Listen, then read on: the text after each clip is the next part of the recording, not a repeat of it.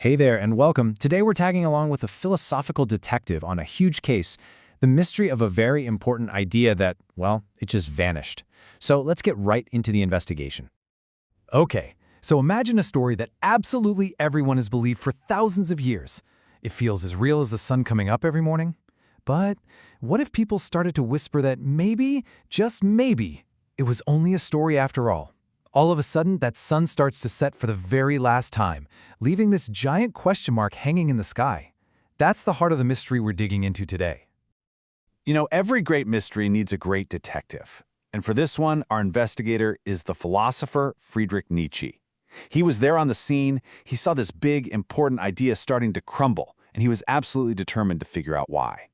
He officially took on the case of the vanishing idea. Pretty quickly, Detective Nietzsche found his first major clue. Turns out, for a really, really long time, people believed that there weren't one, but two worlds. First, you've got the one we all live in. The one we can see and touch. You know, the one that's messy and always changing. But they also believed in this other secret world, a perfect, invisible world that was totally true and eternal, kind of like a perfect storybook land. And our world was just a blurry shadow of it. But here's the big twist in the case. Nietzsche didn't think this perfect world was a good thing. In fact, he called it the most dangerous error in history. Why? Because he thought it taught people to look down on our real, messy, beautiful world, all in favor of a fantasy. And that became the central question for our detective. How did this fable, this whole story of a perfect other world, even get started? How did so many people come to believe in it so strongly for so long? The real investigation was about to begin. So, after digging deep into the case, Nietzsche had this huge breakthrough. He realized the clues weren't buried in some secret vault. No, they were hiding in plain sight, in the very words we all use every single day. He realized the problem was that, as he put it, we still believe in grammar. Our own language was setting traps for our minds. And our detective found that this whole belief in a perfect invisible world was basically built on three major word traps. These little tricks in our language had fooled people for centuries into thinking this other world was completely real. All right, so here they are. These are the three sneaky traps that Nietzsche uncovered in our language. The trap of being, the trap of the I, and the trap of cause. Let's pull out our magnifying glass and examine the evidence for each one. First up is the trap of being. Now, think about this. When we look around, our senses show us a world that's always moving, changing, flowing just like a river. But our words, they tend to freeze things in place. We say the tree, as if that tree is exactly the same, forever. Nietzsche said that a lot of old philosophers really didn't like change, so they used language to turn everything into a fixed, unchanging little mummy.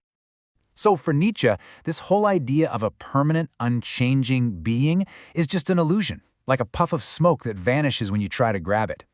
The only thing that's truly real is that constant flow of change, what he called becoming. Our world isn't a statue, it's a river. Okay, next on the list, the trap of the I.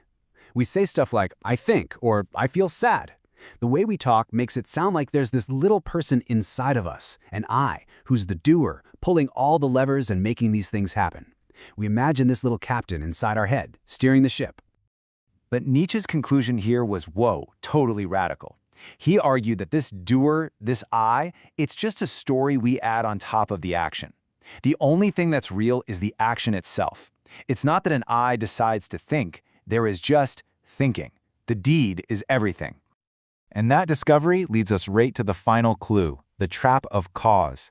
See, because we believe we have an I with a will that makes stuff happen, I willed my arm to move, we start seeing causes everywhere we look. If a rock falls down a hill, we automatically think something must have caused it to fall in that same way. But Nietzsche argued that these so-called causes aren't actually real things out there in the world.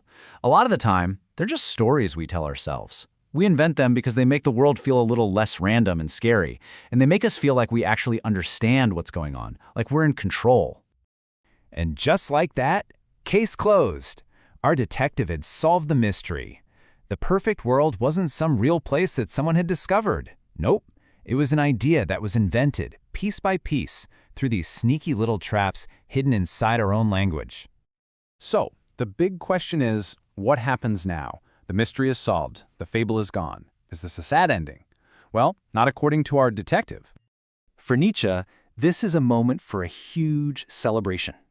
He believed that for free spirits, people who can think for themselves, this is like a brand new sunrise. The sky is clear and the horizon is wide open again. We are finally free from that old story.